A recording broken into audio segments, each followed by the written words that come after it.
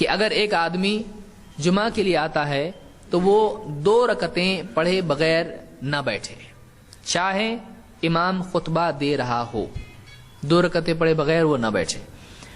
جابر بن عبداللہ رضی اللہ عنہ کہتے ہیں جاء سلیک الغطفانی یوم الجمعۃ ورسول اللہ صلی اللہ علیہ وسلم یخطب فجلس۔ جمعہ کا دن تھا، سلیک الغطفانی صحابی ہیں، یہ جمعہ کے لیے آئے اور اللہ کے رسول صلی اللہ علیہ وسلم خطبہ دے رہے تھے، وہ آ کے بیٹھ گئے، صحابی آ کے بیٹھ گئے۔ فقال له یا سلیک قم فرکع رکعتین وتجوز فیہما۔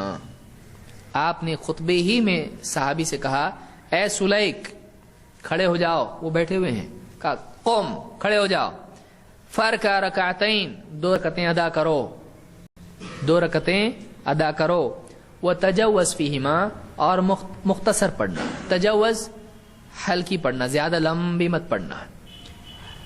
ثم قال پھر کہا اذا جاء احدکم یوم الجمعۃ والامام یخطب فلیرکع رکعتین ولیتجوز فیہما۔ پھر باقی لوگوں سے کہا، اب یہ پہلا حکم کس کے لیے تھا؟ انڈیویجول کے لیے تھا، ایک شخص کے لیے تھا۔ اب آپ نے سارے لوگوں سے بھی کہا، کیا کہا؟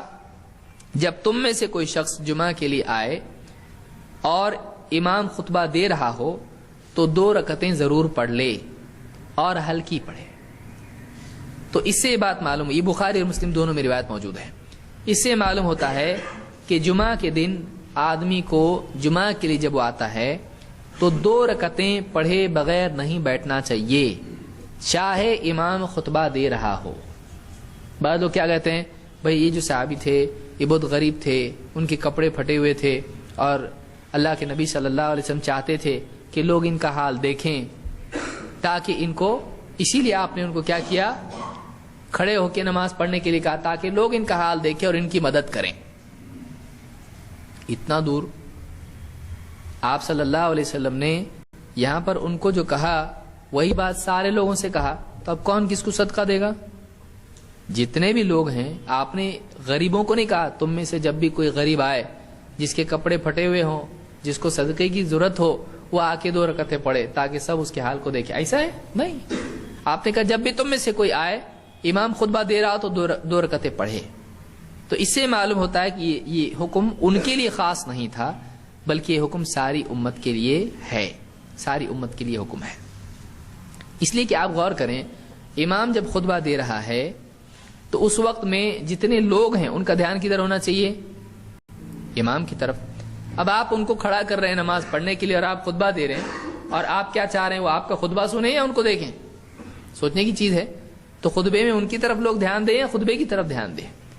تو یہ بات ہی صحیح فٹ ہوتی نہیں ہے۔ صحیح بات یہی ہے کہ یہ سارے لوگوں کے لیے۔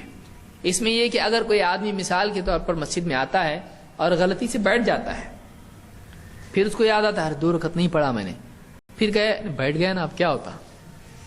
صحیح ہے؟ نہیں۔ وہ صحابی بیٹھے تھے یا کھڑے تھے؟ بیٹھے تھے، تو آپ نے بیٹھے ہوئے کو کیا کیا؟ کھڑے ہو جاؤ اور پھر پڑھنے کے لیے کہا۔ معلوم ہوا کہ یہ چیز اتنی اہم ہے کہ یہ چیز چھوٹنی نہیں چاہیے، یعنی پورے خطبے میں ایک آدمی سے آپ کہہ رہے ہیں، معلوم ہوا کوئی معمولی چیز نہیں ہے۔ بہتر چیز یہ کہ آدمی اب اس کے لیے چلو حدیث پہ عمل کریں گے، کیسا؟ خطبے کے لیے باہر ٹھہریں گے، خطبہ چالو ہوا پھر جائیں گے تاکہ سنت پہ بھی عمل ہو، ایسا ہے نہیں ہے، بلکہ کسی کی مجبوری سے دیری ہو جائے، لیکن یہ کہ ایک آدمی زبردستی دیری کرے یہ غلط ہے۔ پچھلی حدیثوں میں آپ سن چکے، جتنا جلدی آئے گا اتنا اس کے لیے زیادہ ثواب ہے۔